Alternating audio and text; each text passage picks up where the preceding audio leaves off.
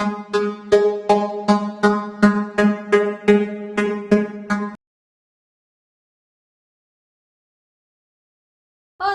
tudo bem? Seja muito bem-vindo à nossa aula de espanhol. Hoje nós vamos tratar de um tema muito importante, que são as expressões idiomáticas. E, gente, é tão grande esse tema que a gente vai usar até 2 aulas para tratar dele, ok? As expressões idiomáticas são muito importantes porque quando são palavras que estão juntas, elas têm significados totalmente diferentes de quando você vê essas palavras separadamente. Daí que é importante que a gente conheça também. Além de, claro, estamos fazendo exercícios de, através da compreensão do texto, identificar também o sentido das palavras para conseguir acertar a questão. Mas tendo esse conhecimento prévio, ajude muito a nossa vida. Então vamos conhecer um pouquinho algumas dessas expressões idiomáticas? O bom também, pessoal, é que como português e espanhol são línguas hermanas, há expressões idiomáticas que existem em espanhol e que têm a correspondência em português. E isso também facilita a nossa vida. Vamos ver esse exercício de agora, se existe alguma correspondência da que a gente vai ver em português. Vamos lá. Esse texto é da prova de 2020. Lembrando que a gente vai fazer o exercício que a gente sempre faz. Olha, isso aí já tá na sua cabeça. Eu acredito que quando você vai fazer lá as atividades do Classroom, você faz dessa forma aqui, que é a leitura prévia do texto, uma leitura bem rapidinho. Depois a gente parte para o enunciado, lê só o enunciado sem ler as alternativas. E aí sim a gente vai para a análise do texto. Vamos lá? Pouco depois, apareció en casa de Vicenta Morales, arrastrando su cansancio y las contrariedades de un largo día que había dejado su ánimo en ruinas. A pesar de todo, supo resistirlo, y cuando ella le ofreció una copa de mistela, abandonó su asiento para ir hasta la tienda en busca de algo más estimulante. Allí, en el corredor de la casa, en taburetes separados, recibieron los primeros cálidos soplos de la noche. Con su habitual entereza, Elisenda entró a conectar la luz de la sala, sofocando parte de su reflejo, mientras comentaba que así estaría mejor. Al menos, pensó el tío Camarillo, no había sacado la lámpara como otras veces, ni le había entregado alguno de sus álbumes, y parecía en cambio decidida a mantener en ascuas al vecindario. Aquella fue la primera vez que en mucho tiempo dejaron de lado el tema de las rentas, para entrar con pies de plomo en el espinoso terreno de las confidencias. A gente vê que esse texto é uma narrativa, certo? Tá falando aí de 2 pessoas, né? A gente vê que tem a Elisenda e também o tio Camarilho e tem o narrador, que seria o observador, que ele não está inserido na história, ele não é personagem. Ok, legal, vamos agora lá para o enunciado. No texto, no qual é narrada a visita à casa de uma personagem, a expressão entrar com pies de plomo é utilizada para se referir ao ou a.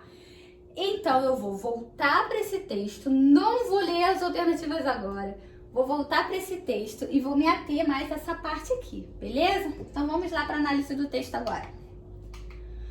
Bom, pessoal, vamos ler de novo. Pouco depois, apareció en casa de Elisenda Morales, arrastrando su cansancio e destaquei aqui o conectivo que a gente já viu, que tem poder de adição, adicionar uma nova informação, e las contrariedades de un largo dia que había dejado su ánimo en ruinas, beleza?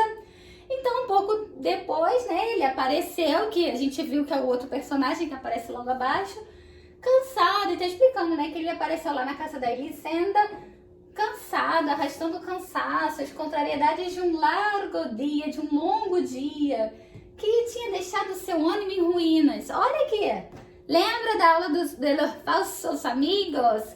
Largo quer dizer longo, ok? Largo. Em espanhol é ancho. Se liga aí no falso amigo.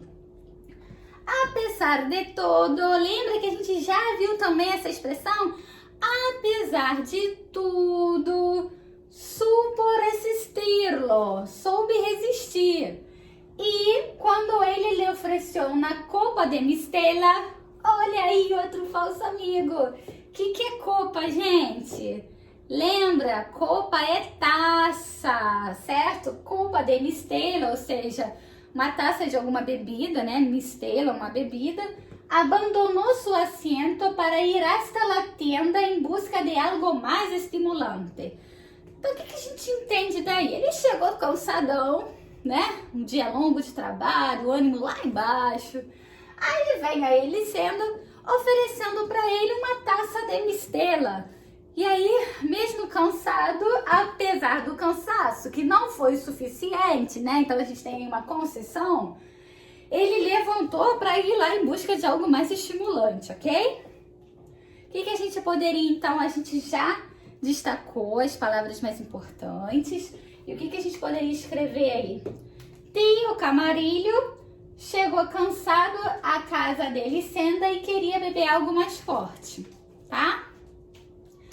Próximo parágrafo. Ali, certo?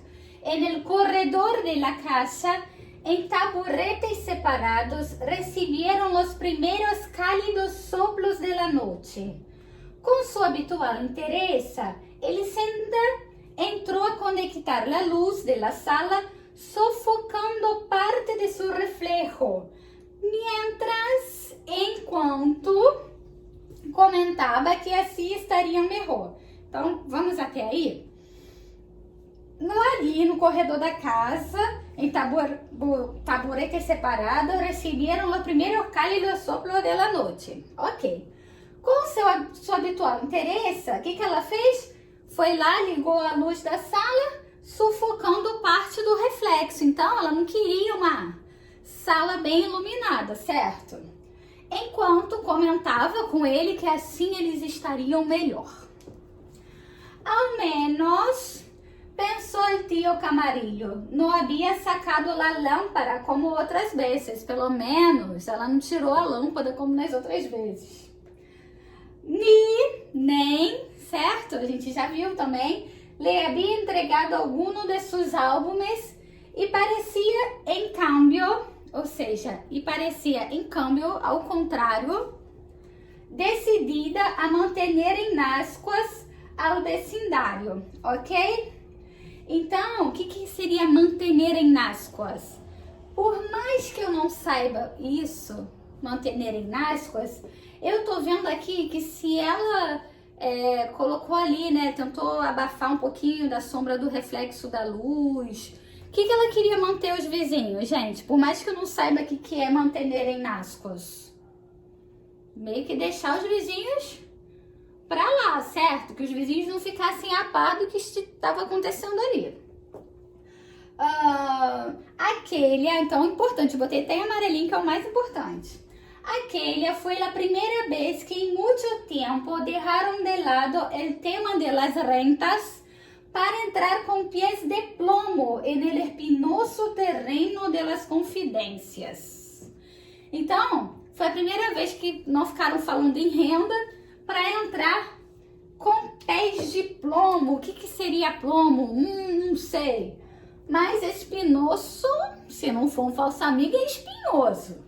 Terreno das confidências. Então, eles entraram no espinhoso terreno das confidências.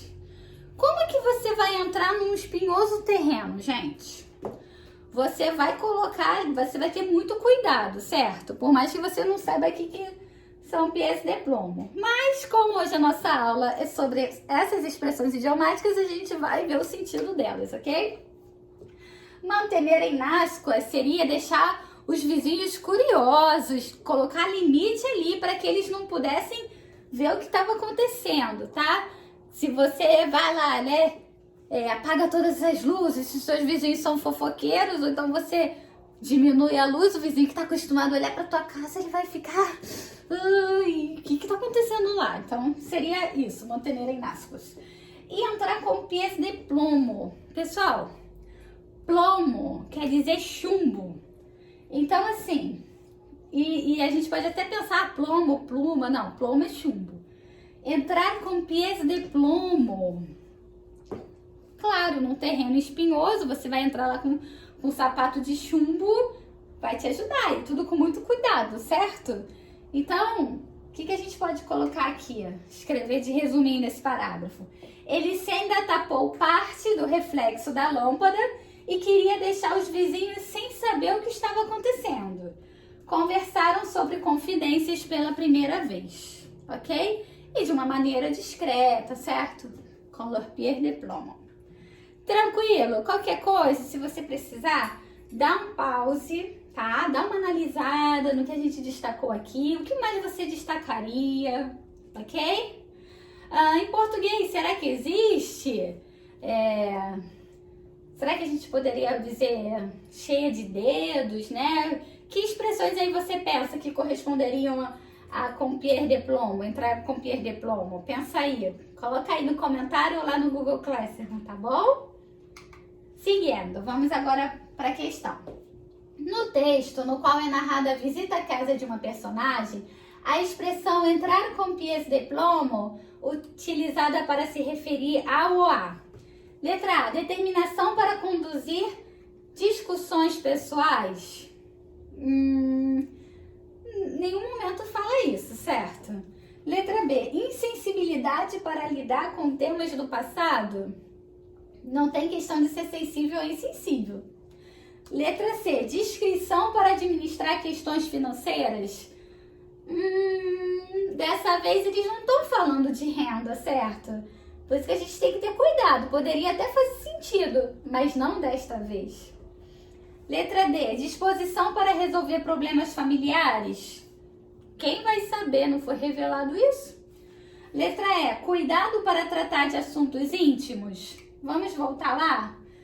O espinhoso terreno das confidências é um assunto íntimo, certo? Cuidado para tratar de assuntos, certo? Cuidado, eles estavam indo ali de forma cuidadosa, delicada, certo? Entraram com leur pied de plomo num terreno espinhoso.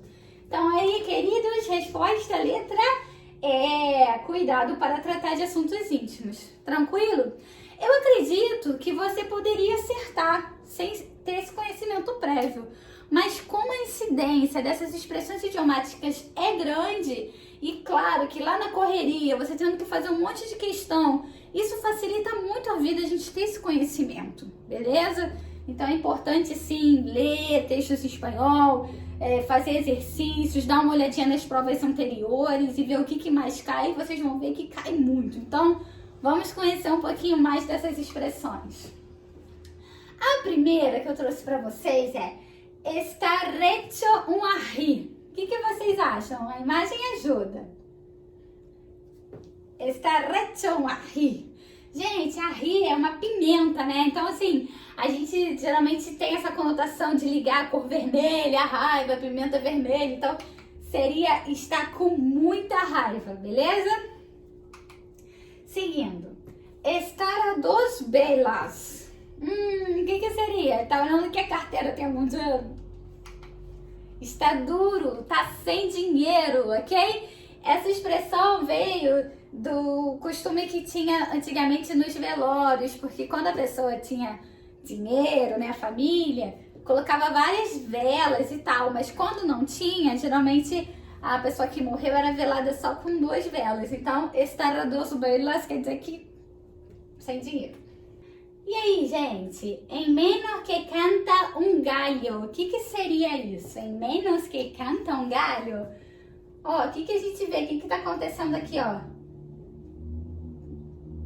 Tá tudo aqui com rodinha, certo? O que seria? Em um piscar de olhos. Porque assim, o galo, ele canta quando a gente tá lá cedinho, certo? E a gente, quando vê, já não tá cantando mais, não se dá conta, né? Então, em menos que canta um galho, em um piscar de olhos. Quarta, de tal palo, tal astilha. Aí que a gente vê, né? pais e filhos. Em português teria uma correspondência? Tal pai, tal filho. O que seria, gente? Palo seria um pedaço de pau, um pedaço de madeira. E astilla seria uma lasca. Então, assim, parecidos, né? Por isso que é tal pai, tal filho. Número 5. Andar-se por las ramas. O que vocês acham? Seria dar voltas, enrolar. Então, ramas seriam aqueles galhos, né? E às vezes tem galho que cresce, fica bem afastado do tronco. Então, é aquela pessoa que vai dando voltas, enrolando, beleza? Próximo. Estar em la edad del pavo. O que seria pavo? Pavo é pavão. Tá na idade do pavão. E a gente vê uma menina aqui mais novinha, né? Estar na aborrecência, gente. Ah, que isso, hein? Não sei se você é adolescente, mas não leve isso pro coração. Eu não fui uma aborrecente. E aí, você é? Já foi aborrecente? Então seria isso, tá na adolescência, porque assim, o pavão ele é muito sensível, né? Então por isso que fala, estar na idade do pavo, tá na idade do pavão, tá na aborrecência. Ser pan comido, gente, é difícil comer um pãozinho quentinho, até um bebê come um pãozinho, né? Então o que seria? É algo fácil, uma situação fácil de resolver, beleza? 8. Estar hecho polvo, tá? Que nem pó, feito de pó. O que seria? Muito cansado, ok? Lembrando que polvo é pó, tá? 9. No dar pie com bola. E aí, gente? Não dar uma dentro, só não consegue acertar nada, só dá mancada. E 10. No tener abuela. Eu acho que esse, gente, não tem correspondência. O que vocês acham? Não ser modesto. Por que foi criado esse ditado aqui? Geralmente, quem tem avó, a avó paparica o neto. Então, elogia e por aí vai. Aí, quando a pessoa não é modesta, fala, não tem avó. Ou seja, ele mesmo se elogia, ele mesmo se acha. Então, é no tener abuela. Tudo bem? E aí, espero que vocês tenham gostado da nossa aula. Nós vamos fazê-la em 2 partes, porque eu deixei umas atividades bem legais pra gente fazer no Classroom. E semana que vem, na próxima aula, nós vamos dar conta de corrigir essas atividades, porque são questões que caíram no Enem em anos anteriores. Tudo bem? Então, espero que você faça, aproveite as dicas, tenha um tempo bem legal de estudos. Tem mais expressões idiomáticas no Classroom e tem um vídeo também para complementar a nossa aula, que ele é maravilhoso, tudo bem? E você que assiste as nossas aulas e ainda não se inscreveu no Localvest, pode mandar mensagem por aqui, pode acessar o site da igreja local, que é igrejalocal.oficial.com, e lá você vai poder se inscrever também, tudo bem? Então é isso, pessoal. Façam as atividades, se dediquem, acreditem em vocês, no seu potencial, nas oportunidades que vocês têm, agarrem-as e vamos juntos, tá bom? A gente tá junto nessa e nós da equipe e todos os professores acreditamos muito no potencial de vocês. Tudo bem? Beijos! Hasta pronto!